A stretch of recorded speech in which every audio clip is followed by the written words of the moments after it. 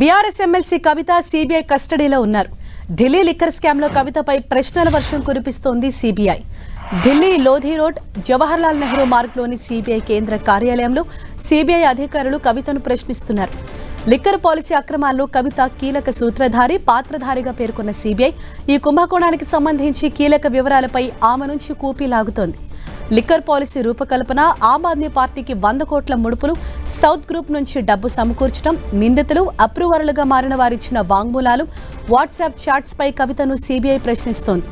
మౌఖికంగా, లిఖితపూర్వకంగా సీసీటీవీ పర్యవేక్షణలో కవితపై సీబీఐ అధికారులు ప్రశ్నల వర్షం కురిపిస్తున్నారు. దీనిపై మరింత సమాచారాన్ని ఢిల్లీ నుంచి మా ప్రతినిధి గోపీకృష్ణ మనకు అందుబాటులో ఉన్నారు. గోపి, ఇప్పటికే సీబీఐ కస్టడీలో ఉన్న కవితపై ఈ రోజు ఏ కోణాల్లో ప్రశ్నలు కురిపించనున్నారు సీబీఐ అధికారులు? ఢిల్లీ లిక్కర్ పాలసీ సీబీఐ కేసులో అరెస్ట్ అయిన కవిత ప్రస్తుతం సీబీఐ కస్టడీలో ఉన్నారు.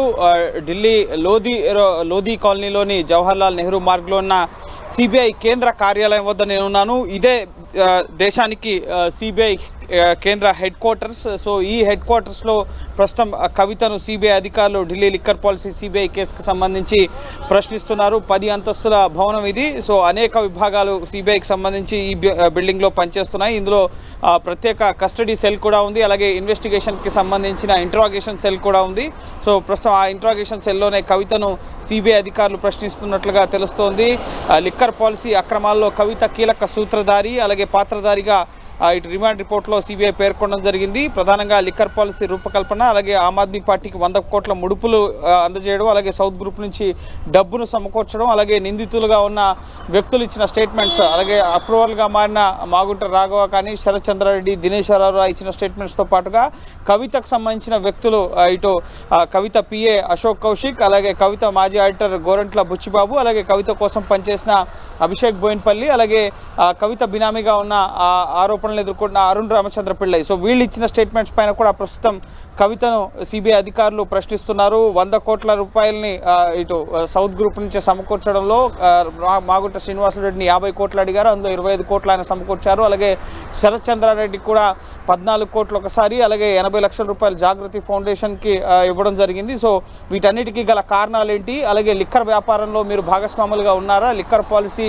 మీకు అనుకూలంగా లిక్కర్ వ్యాపారంలో మీరు ఇక్కడ ఢిల్లీలో వ్యాపారం చేసేందుకు ఆ పాలసీని మీకు అనుకూలంగా రూపొందించమని చెప్పి ఢిల్లీ ప్రభుత్వాన్ని ఒత్తిడి చేశారా, అలాగే దానికి గాను మీరు 100 కోట్ల రూపాయల ముడుపులు ఇచ్చారా, ఇటువంటి అన్ని అంశాలను కూడా కవితను ప్రశ్నించబోతున్నారు. అలాగే మనీష్ సిసోడియాని కలిశారా, కేజ్రీవాల్తో మాట్లాడారా, అలాగే ఢిల్లీ లిక్కర్ వ్యాపారంకు సంబంధించి మీకు అనుకూలంగా పాలసీలో మార్పులు చేయాలని, కమిషన్ రేట్లను పెంచాలని, అలాగే ముందస్తుగానే జీఓఎం గ్రూప్ ఆఫ్ మినిస్టర్స్ ఈ లిక్కర్ పాలసీ 2021-22 పాలసీ రూపొందించే సమయంలో ఆ పాలసీకి ముందస్తు కాపీ మీ వాట్సాప్కి వచ్చిందా, ఇటువంటి అనేక కోణాల్లో కవితను సిబిఐ అధికారులు ప్రశ్నించబోతున్నారు. నిందితులు ఇచ్చిన స్టేట్మెంట్స్, అలాగే వాంగ్మూలాలు, వీటన్నిటిపైన కూడా కవితను సిబిఐ అధికారులు ప్రశ్నించబోతున్నారు. సీసీటీవీ పర్యవేక్షణలో కవితను ప్రశ్నించడం జరుగుతుంది. మౌఖికంగా అలాగే లిఖితపూర్వకంగా కూడా ఓరల్గాను కవితను నుంచి ప్రశ్నలు అడిగి సమాధానాలు రాబడతారు. అలాగే లిఖితపూర్వకంగా కూడా ఈ స్టేట్మెంట్ గురించి మీరేమంటారు, మీరు ఏం చెప్పదలుచుకున్నారు అని చెప్పి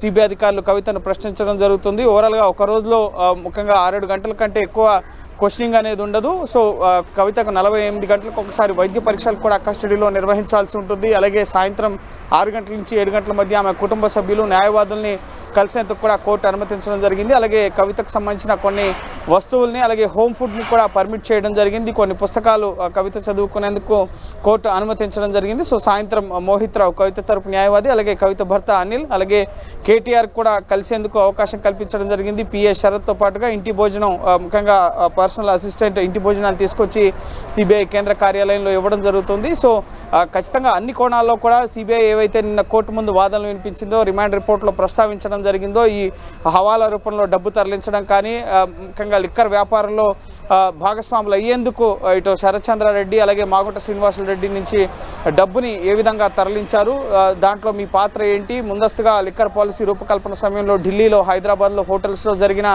సమావేశాలు, వీటన్నిటికి సంబంధించిన అంశాలు, అలాగే ప్రధానంగా వాళ్ళ వద్ద ఉన్న ఆధారాలు, వాట్సాప్ చాట్స్కి సంబంధించి కవిత మొబైల్ ఫోన్స్ నుంచి ఇప్పటికే డేటాని రిట్రీవ్ చేయడం జరిగింది.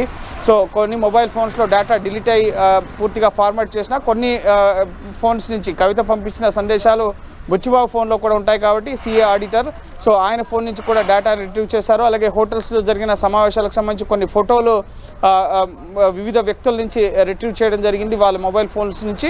సో వాటిపైన కూడా కవితను ప్రశ్నించబోతున్నారు. ఇటు కవితకు సంబంధించిన వ్యక్తులు అభిషేక్ బోయిన్పల్లి, అలాగే బుచ్చిబాబు, అరుణ్ రామచంద్ర పిళ్ళై ఆమె కోసం పనిచేశారా, లిక్కర్ వ్యాపారంలో భాగస్వామిగా ఉన్నారా, కవిత తరపు బినామీగా అరుణ్ పిళ్ళై ఉన్నారా, ఇండోస్పిరిట్స్ కంపెనీలో 33% వాటా ఉందా, అలాగే రిటైల్ జోన్స్ దక్కించుకున్నందుకు శరత్ చంద్రారెడ్డి నుంచి 25 కోట్లు, ఒక్కో జోన్కి 5 కోట్ల చొప్పున డిమాండ్ చేశారా, అలాగే భూ లావాదేవీల కింద పూర్తిగా ఈ మనీ ట్రాన్సాక్షన్ అన్నింటినీ కూడా చూపించే ప్రయత్నం చేశారా, వీటన్నిటికి సంబంధించిన అంశాలపైన కూడా కవితను ప్రశ్నించబోతున్నారు. ఇప్పటికే కవితను 2 సార్లు సిబిఐ ఈ కేసులో ఇన్వెస్టిగేట్ చేయడం జరిగింది. 2021 డిసెంబర్ 11న హైదరాబాద్లోనే కవితను ఆమె నివాసంలోనే ప్రశ్నించారు. కానీ అప్పటికి అభిషేక్ బోయిన్పల్లి కానీ, అలాగే ఇటు అరుణ్ రామచంద్ర పిళ్ళై కానీ, బుచ్చిబాబులు కానీ వీరిని పూర్తి స్థాయిలో కవితకు వ్యతిరేకంగా వాంగ్మూలాలు ఇవ్వలేదు. అలాగే వీరు అప్రూవల్గా కూడా మారలేదు. శరత్ చంద్రారెడ్డి కానీ, మాగుంట రాఘవ్ కానీ వీళ్ళు ఇంకా అప్రూవల్గా కూడా మారలేదు. ఆ తర్వాత మళ్ళీ కవితకు ఫిబ్రవరి 26న విచారణకు హాజరు కావాలని చెప్పి నోటీసులు ఇచ్చినా ఆమె ఆ విచారణకు హాజరు కాలేదు. ఈ నేపథ్యంలోనే ఏప్రిల్ 5వ తేదీన ఈ ఏడాది ఈడీ అరెస్ట్ చేసిన అనంతరం తీహార్ జైల్లో కవితను ఏప్రిల్ 6వ తేదీన ప్రశ్నించారు. అలాగే కవిత విచారణకు సహకరించకపోవడం, కవితకు ఎగనెస్ట్గా ఆధారాలు, సాక్ష్యాలు ఇవన్నీ కూడా ఉండడంతో ఆమెను అరెస్ట్ చేస్తున్నట్లుగా కోర్టుకు ఒక అప్లికేషన్ సబ్మిట్ చేశారు. కోర్టు అనుమతించడంతో కవితను ఏప్రిల్ 11వ తేదీన అరెస్ట్ చేశారు. అనంతరం 12వ తేదీ కోర్టులో నిన్న ప్రొడ్యూస్ చేశారు. సో ఈ రోజు కస్టడీకి 3 రోజుల కస్టడీకి అనుమతించడం జరిగింది. ఈ 3 రోజుల పాటు ఈ సిబిఐ కేంద్ర కార్యాలయంలోనే కవిత ఉండబోతున్నారు. సోమవారం ఉదయం 10 గంటల వరకు ఈ సిబిఐ కేంద్ర కార్యాలయంలోనే కవిత ఉంటారు. సో కవితను వాళ్ళకి అనువైన సమయంలో కవిత పరిస్థితిని చూసి కవితను ప్రశ్నించడం జరుగుతుంది. ఈ లిక్కర్ కేసుకు సంబంధించిన ఆమె పాత్ర పైన ఆరా తీయడం జరుగుతుంది. ఈ 3 రోజుల కస్టడీ అనంతరం ఒకవేళ కేసు ఇన్వెస్టిగేషన్కి కవిత సహకరిస్తే ఆ కేసు దర్యాప్తు పురోగతి ఏ విధంగా ఉందన్నది కోర్టుకు తెలియజేస్తారు. ఒకవేళ సహకరించకపోతే కనుక మళ్ళీ కస్టడీ ఎక్స్టెండ్ చేయమని చెప్పి కోరే అవకాశం ఉంది. అనంతరం జ్యుడిషియల్ కస్టడీకి తరలించాలని చెప్పి కోరే అవకాశం కూడా ఉంది. ఎందుకంటే ఇప్పటికే ఈ కేసులో ఇదే తరహాలో మనీష్ సిసోడియా, అలాగే సమీర్ మహేంద్రు, విజయనార్ ఈ విధంగా 2 కేసుల్లో అరెస్ట్ అయిన వాళ్ళు కూడా ఉన్నారు. కాబట్టి సో కవితను కూడా 2 కేసుల్లో, ఈడీ కేసులో, మనీ లాండరింగ్ కేసులో మార్చి 15 అరెస్ట్ అయ్యారు. అలాగే ఈ సిబిఐ కేసులో ఏప్రిల్ 11వ తేదీన అరెస్ట్ అయ్యారు. సో చూడాలి సిబిఐ ఇన్వెస్టిగేషన్కి కవిత ఎంతవరకు సహకరిస్తుంది, ఇంకా ఎటువంటి పరిణామాలు లిక్కర్ కేసులో వెలుగులోకి వస్తాయి, కవిత ఎటువంటి సమాచారం సిబిఐకి ఇస్తుంది అనేది మనం వేచి చూడాలి. Thank you Gopi.